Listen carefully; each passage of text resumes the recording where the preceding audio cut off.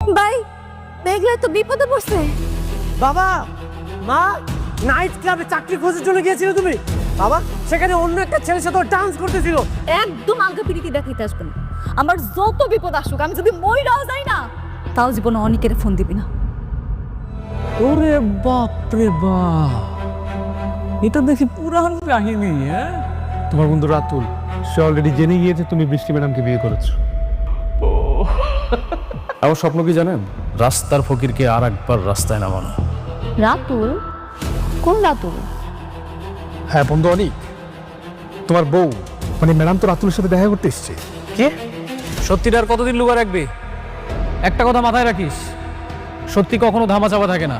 আমার মেয়ের কষ্ট কিন্তু আমি একদম সহ্য করতে পারি না। স্যার কি লাগবে বলেন। হ্যাঁ একটা মেনু কার্ড দাও।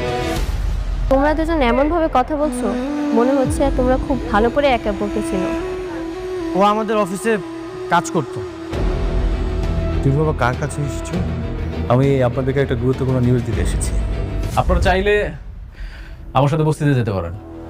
আমি ওর শ্বশুর শাশুড়ি এবং ওর প্রথম স্ত্রীর সাথেও আপনাদের দেখা করিয়ে দিতে পারি। অনেক ও যা বলছে তা কি সত্য? তুমি বৃষ্টিকে বিয়ে করার আগে আরেকটা বিয়ে করেছিলে?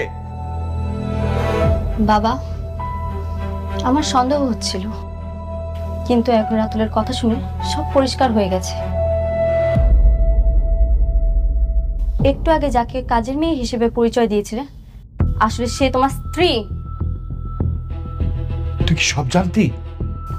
না বাবা, কিন্তু আমি ওর প্রথম স্ত্রীকে চিনি। আজকেও তার সঙ্গে আমার দেখা হয়েছে। ছি, ছি, ছি, ছি, ছি। এত বড় প্রতারণা! অনেক তুমি এটা কিভাবে পারলা?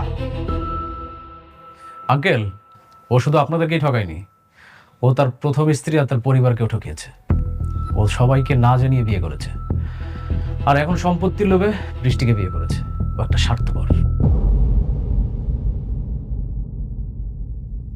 অনেক আমি আমি ভাবতেই পারছি না তুমি এত নিকৃষ্ট। সরি। What sorry?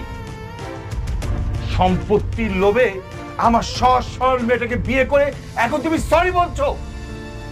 তোমার একটা সরি দিয়ে দুইটা মানুষের জীবন নষ্ট করে তুমি পাপ ঢাকতে চাও?